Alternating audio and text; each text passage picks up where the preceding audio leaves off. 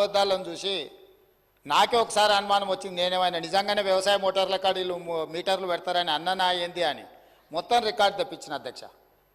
నేను సూటిగా తమ ద్వారా సవాల్ విసురుతున్నా.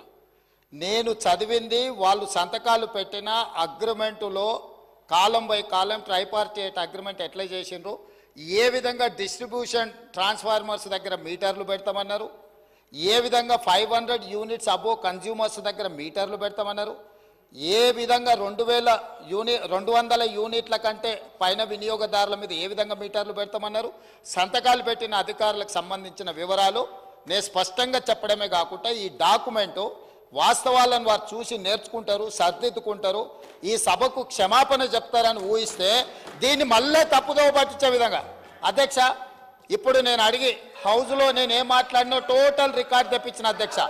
ఎక్కడైనా కానీ వ్యవసాయ పంపు సెట్ల దగ్గర వీళ్ళు మీటర్లు పెడతారని నేను మాట్లాడినా. నేను స్పష్టంగా ఒక్క మాట అడగదలుచుకున్నా. వెనకాల విద్యుత్ శాఖ మంత్రిగా పనిచేసిండు. డిస్ట్రిబ్యూషన్ అధ్యక్ష, మనం అందరం వ్యవసాయ కుటుంబాల నుంచి వచ్చినాం, గ్రామాల నుంచి వచ్చినాం. ఆ మాత్రం ఇంగిత జ్ఞానం లేకుండా అవగాహన లేకుండా రాజకీయాలకు కూడా రాలేదు. నేను ఒక్క మాట అడగదలుచుకున్నా అధ్యక్ష. డిస్ట్రిబ్యూషన్ ట్రాన్స్ఫార్మర్స్ దగ్గర 100% మీటర్లు పెడితే డిస్ట్రిబ్యూషన్ ట్రాన్స్ఫార్మర్స్ ఎక్కడుంటాయి అధ్యక్ష?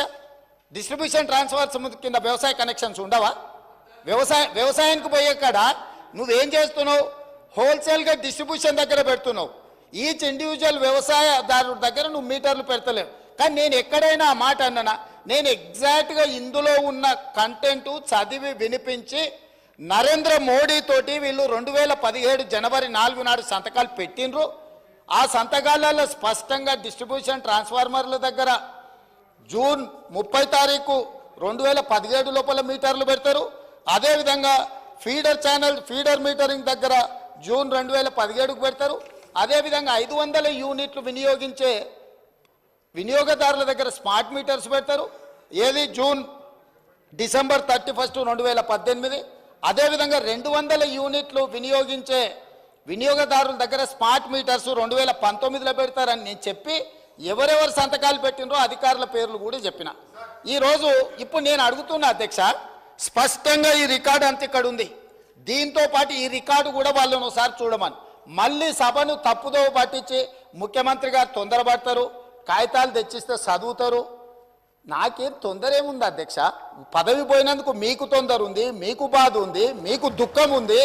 ఆ దుఃఖంలో మీరు ఏం మాట్లాడుతున్నారో మీకు అర్థమైతలేదు. ఇవాళ మీరు స్పష్టంగా ఒప్పందాలు చేసుకున్నారు.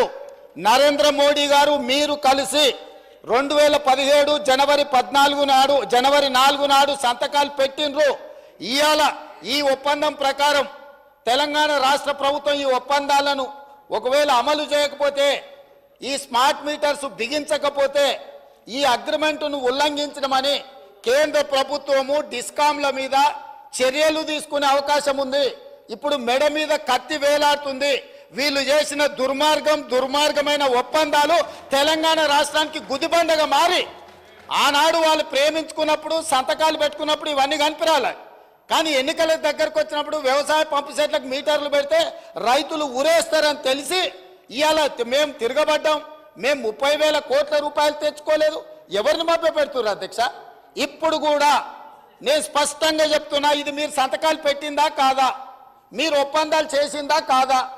ఈ 28 పేజీలలో మీరు సంతకాలు పెట్టి తెలంగాణ రాష్ట్ర విద్యుత్ శాఖను కేంద్ర ప్రభుత్వానికి అప్పచెప్పి ఈరోజు విధి లేని పరిస్థితి తెలంగాణ రాష్ట్రానికి విద్యుత్ శాఖకు కల్పించి మళ్ళీ కూడా అబద్ధాలతోని కప్పిపుచ్చే ప్రయత్నం చేస్తుండు. ఇప్పటికైనా నీ అనుభవం అంతా అబద్ధాల కోసం వినియోగించకు.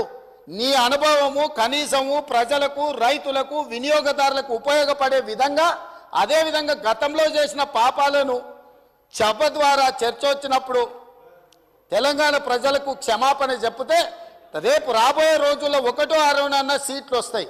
అంతే తప్ప ఇట్లనే అబద్ధాలు చెప్తే వచ్చేసారి ఒక్క వార్డు మెంబర్ కూడా గెలవారు అధ్యక్ష. ఈసారి పార్లమెంటు మెంబర్ పోయింది, ఒక్కటి రాలే, గుండుసూన్ వచ్చింది. ఇట్లనే మాట్లాడితే పంచాయతీ మెంబర్ కూడా గుండుసూన్ అవుతుంది అధ్యక్ష. కాబట్టి నేను వారికి చెప్పదలుచుకున్నది ఒకటే, ఇట్లాంటి అబద్ధాలతోని మీరు ఎక్కువ కాలము ఎల్లదీయలేరు. మీరు ఇప్పటికైనా ఈ బడ్జెట్ సమావేశాలలో ఈ డాక్యుమెంటును మేము ప్రజలకు తీసుకొచ్చి పెట్టినాము, ఈ సభలో పెట్టినాము.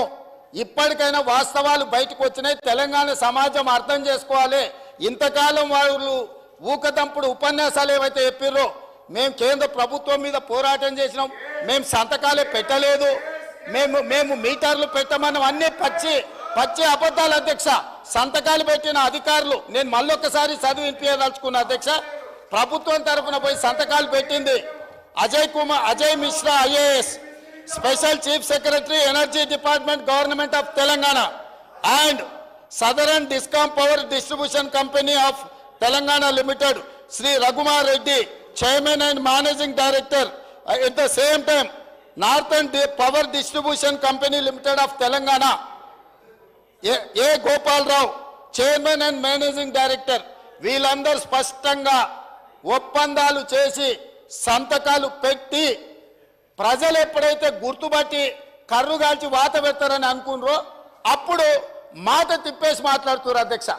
ఈరోజు ఈ ఒప్పందం ప్రకారం తెలంగాణ ప్రభుత్వానికి, ముఖ్యంగా జెన్కో అండ్ ట్రాన్స్కో విద్యుత్ శాఖ డిస్కాంలకు ఈ ఒప్పందాన్ని అమలు చేయకపోతే ఈ అగ్రిమెంట్ను ఉల్లంఘించడానికి కేంద్ర ప్రభుత్వం చర్యలు తీసుకోవడానికి అవకాశం ఉంది. ఇప్పుడు విధి లేని పరిస్థితుల్లో స్మార్ట్ మీటర్లు వినియోగదారులకు పెట్టక తప్పని పరిస్థితి మన ప్రభుత్వానికి, మన ప్రజలకు వచ్చింది. కాబట్టి ఇప్పటికైనా వారు క్షమాపణ చెప్తే బాగుంటుంది తెలంగాణ ప్రజలకని నేను మీ ద్వారా చెప్తున్నా. వారు మాట్లాడిన అబద్ధాలను అన్నింటిని కూడా రికార్డుల నుంచి తొలగించండి అధ్యక్ష.